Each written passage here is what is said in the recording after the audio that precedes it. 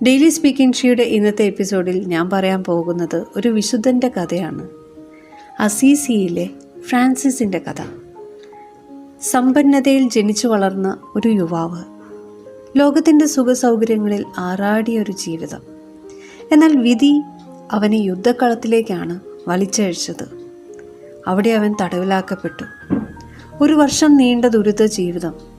ആ ഇരുണ്ട ദിനങ്ങളിൽ ഫ്രാൻസിസ് ചില ദർശനങ്ങൾ കാണാനിടയായി.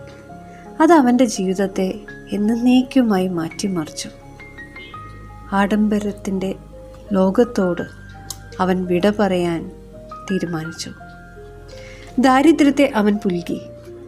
ഒരു നാൾ അവൻ ഒരു കുഷ്ഠരോഗിയെ ചുംബിച്ചു. അത് വെറുമൊരു ചുംബനമായിരുന്നില്ല കേട്ടോ, ദൈവഹിതത്തിന് പൂർണ്ണമായി കീഴടങ്ങിയതിൻ്റെ അടയാളമായിരുന്നു അത്. അതിനുശേഷം ഫ്രാൻസിസ് ഇറങ്ങിത്തിരിച്ചത് ഒരു വലിയ ദൗത്യവുമായിട്ടാണ്.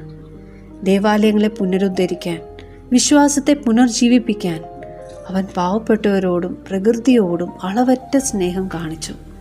അവൻ്റെ എളിമയും സ്നേഹവും ലക്ഷക്കണക്കിന് ആളുകൾക്ക് പ്രചോദനമായി. ഒന്ന് ചിന്തിച്ചു നോക്കിയേ, സമ്പത്തും സുഖസൗകര്യങ്ങളും എല്ലാം ഉണ്ടായിരുന്നിട്ടും ഫ്രാൻസിസ് തിരഞ്ഞെടുത്തത് എളിമയുടെയും ദാരിദ്ര്യത്തിൻ്റെയും പാത. ഭൗതികമായ സുഖങ്ങളല്ല, ആത്മീയമായ സമ്പത്താണ് വലുതെന്ന് അദ്ദേഹം നമ്മെ പഠിപ്പിച്ചു. മറ്റുള്ളവരുടെ വേദനകൾ പങ്കുചേരുമ്പോൾ, സ്നേഹത്തോടെ അവരെ ഒന്ന് ചേർത്ത് പിടിക്കുമ്പോൾ നമുക്ക് അനുഭവിക്കാൻ സാധിക്കുന്നത് ഒരു യഥാർത്ഥ സ്നേഹമാണ്, യഥാർത്ഥ സന്തോഷമാണ്, ഒരു പുതിയൊരു ജീവിതമാണ്.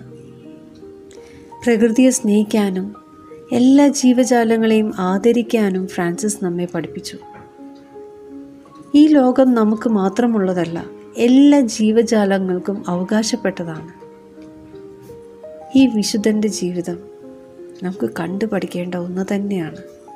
എളിമയുടെ, സ്നേഹത്തിൻ്റെ, സംരക്ഷണത്തിൻ്റെ, എല്ലാവരോടുമുള്ള ആദരവിൻ്റെ, യഥാർത്ഥ സന്തോഷം എന്തെന്ന് കാണിച്ചുകൊണ്ടുള്ള ഒരു ജീവിതം. ഇതാണ് വിശുദ്ധ ഫ്രാൻസിസ് അസീസി നമുക്ക് പഠിപ്പിച്ചു തന്ന വലിയൊരു പാഠം. നമുക്ക് നമ്മുടെ ജീവിതം ഒന്ന് മാറ്റിമറിക്കാം.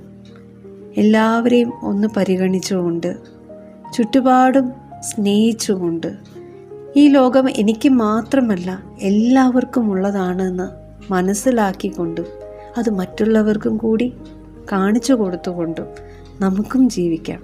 വിശുദ്ധ ഫ്രാൻസിസ് അസീസിയുടെ ജീവിതം. മറ്റൊരു വിശുദ്ധൻ്റെ കഥയുമായി വീണ്ടും വരാം.